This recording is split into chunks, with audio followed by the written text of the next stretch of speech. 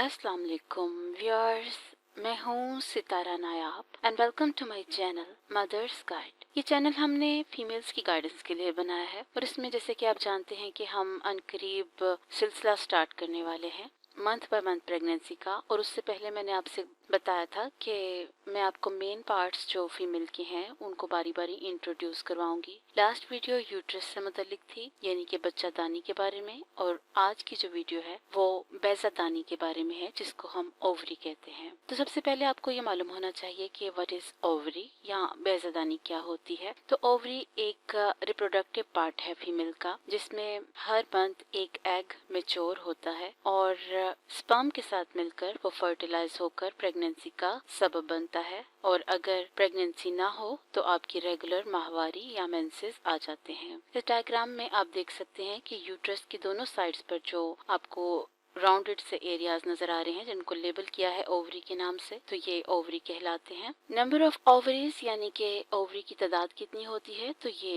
एक फीमेल में 2 होती हैं, एक राइट साइड पे होती है और एक लेफ्ट साइड पर होती है। हर माह एक साइड की ओवरी में से एग रिलीज होता है, यानी या तो लेफ्ट वाली साइड में से या राइट वाली साइड में से, दोनों में से एक में से होता है रिलीज। साइज क्या है ओवरी का, तो ये तकरीबन 4 सेंटीमीटर तक होता है। थोड़ा बहुत मामूली सा कम ज्यादा हो सकता है औरत की हेल्थ के हिसाब से, लेकिन आमतौर पर जो जनरल स्टैंडर्ड साइज है इसका 4 सेंटीमीटर तक होता है। लोकेशन ऑफ ओवरी ये यूट्रस के दाएं बाएं जानिब मौजूद होती है और इसको अपनी जगह पर होल्ड करने के लिए या प्रॉपर जगह पर फिक्स करने के लिए कुछ बाफ्तें मौजूद होती हैं, जिसको पेल्विक एरिया में अपनी जगह पर फिक्स करती हैं और इस एरिया को ओवेरियन फोसा भी कहते हैं। फंक्शंस ऑफ ओवरी, ओवरी का फंक्शन क्या है ये हम भी इस वीडियो में जानेंगे। इसके 3 फंक्शंस होते हैं। सबसे इम्पोर्टेंट फंक्शन इसका ये होता है कि इसमें एग्स मेच्योर होते हैं, एग्स बनते हैं और हमारी सारी जो प्रेगनेंसी है वो इन एग्स के ऊपर बेस्ड होती है, इसलिए इन अंडों का बनना बहुत जरूरी होता है। तो सबसे अहम काम वो यही करती हैं कि ये एग्स प्रोड्यूस करती हैं।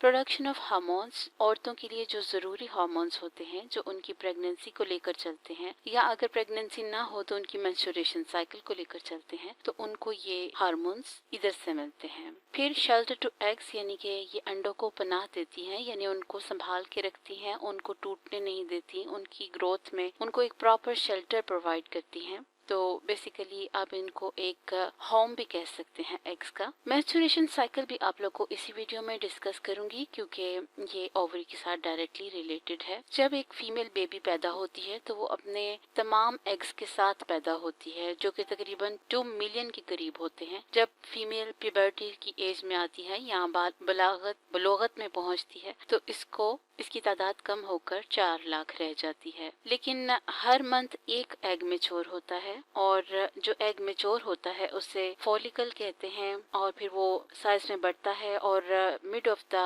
पीरियड आपके ये ओव्यूलेशन हो जाती है, यानी एग अपना खोल तोड़कर बाहर निकल जाता है और फिर या तो वो फर्टिलाइज हो जाता है या वो टूट कर जाया हो जाता है। तो ये आपकी मेंस्ट्रुएशन साइकिल में होता है। मेंस्ट्रुएशन साइकिल के बारे में भी अगर आप अलग से वीडियो चाहेंगे तो मैं आपको बता दूंगी, एक्सप्लेन कर दूंगी कि और इसमें क्या क्या कुछ होता है, लेकिन इस वीडियो में सिर्फ इतना ही बताऊंगी। जो सिंगल सेल एग्स होते हैं उनको फॉलिकल्स कहा जाता है। इनका काम एस्ट्रोजन हार्मोन्स को रिलीज करना होता है और इनको एग्स को एक बारीक सेल्स की लेयर कवर करके रखती है ताकि ये टूटे ना और इनकी केयर होती रहे। जब वो एग्स रिलीज हो जाते हैं तो जो पीछे फटा हुआ होल या जो हिस्सा रह जाता है ओवरी में उसको कार्पस ल्यूटियम कहते हैं। इसका काम प्रोजेस्टेरॉन हार्मोन को रिलीज करना होता है। इन केस ऑफ कॉन्सेप्शन, यानी कि अगर अंडे से स्पर्म मिल जाए या फर्टिलाइजेशन हो जाए तो फिर ये कार्पस ल्यूटियम 2 तरह के हार्मोन्स रिलीज करता है, जो कि प्रोजेस्टेरॉन और एस्ट्रोजन होते हैं। लेकिन अगर एग जाया हो जाए तो